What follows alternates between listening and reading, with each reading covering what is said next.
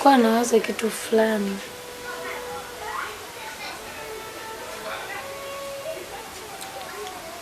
Nini tena? Yule mdogo wangu aliyeolewa ameniomba nikakae kwake siku chache, na ndoa yake ni halali kabisa na anaishi kufuata dini.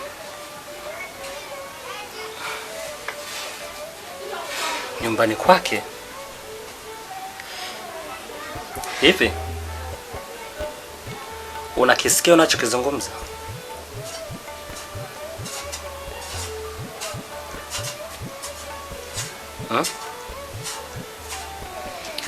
Ni familia yangu kabisa.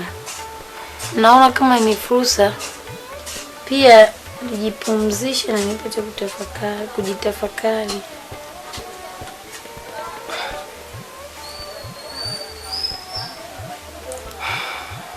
Mimi nikwambie tu, haitowezekana. Kwa nini?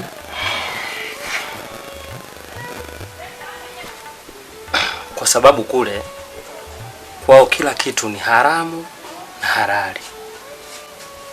Kila hatua utakuwa unaulizwa unaenda wapi, unarudi muda gani. Hautokuwa na uhuru.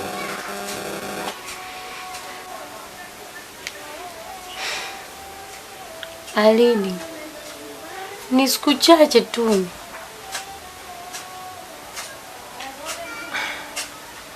Na mimi je? Tutakutana muda gani? Unamaanisha nichague kati yako na familia yangu?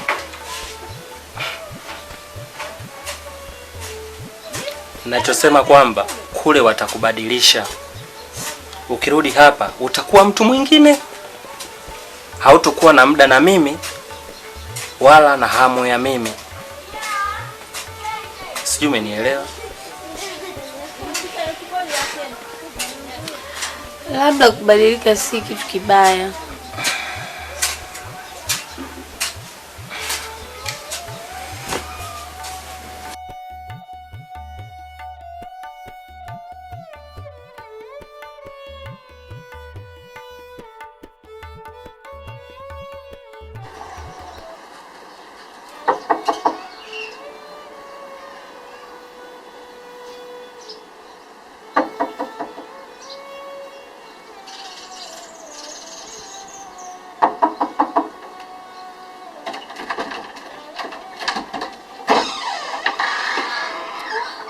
Amina.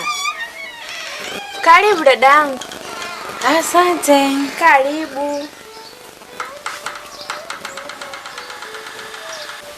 Asalamu alaykum.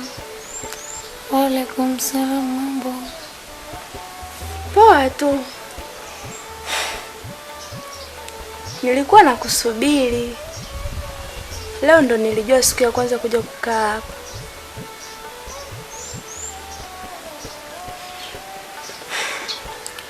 Nimekuja kusema kitu.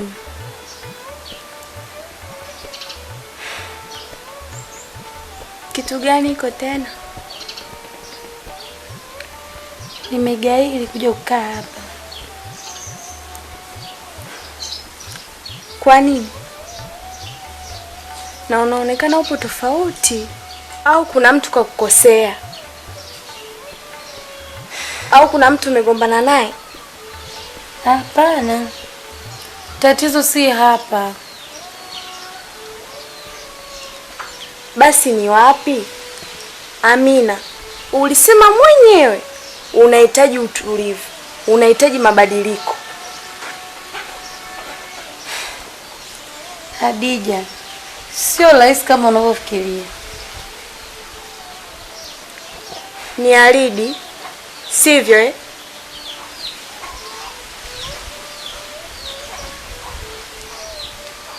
Itakuwa ni Alidi ndo wakataza kuja kukaa hapa, si ndio? Anasema nikiwa huku nitabadilika, nitakuwa mbali naye na tutapoteza maisha tuliyoyazoea.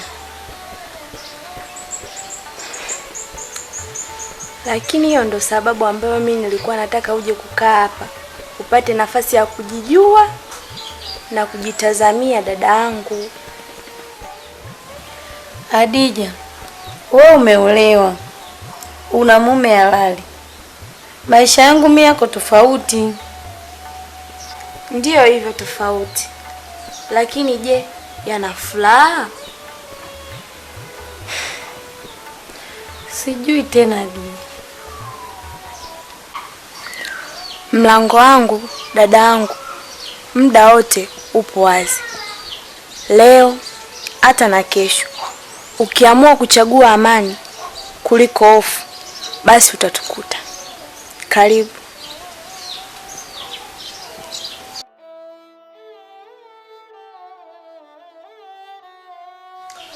Hadija, mke wangu, kuna swala bado silizishwi nalo. Ni lile swala la kuhusu shemeji Amina. Kama tulivyoongea mwanzo, bado kuna haja kubwa sana ya kumlingania ili mradi naye aje kukaa kwenye mstari,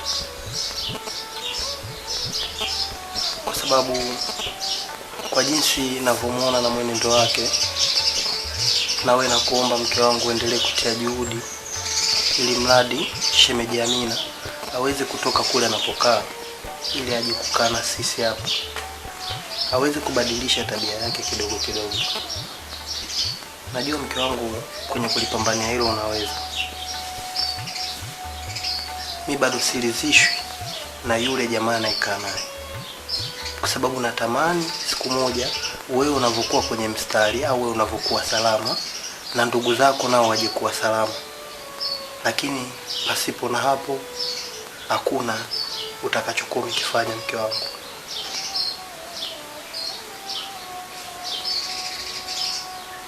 Nimekuelewa mume wangu, na mimi mwenyewe nafanya juhudi kweli Mwenyezi Mungu amfanyie wepesi dada yangu na yeye awe mtu mwenye kufanya ibada. Na ninakushukuru sana nawe mume wangu kwa kunifundisha, kunilea mpaka nimekuwa mke mwema. Na nahisi na ipo siku moja tu atabadilika. Kikubwa hapa ni kumwomba tu Mwenyezi Mungu amjalie mume mwema mwenye kufuata miongozo ya dini. Inshallah naye Mwenyezi Mungu anaweza kumfanyia wepesi. Inshallah mke wangu. Kwa nami nakuombea usikate tamaa na wala usichoke mke wangu.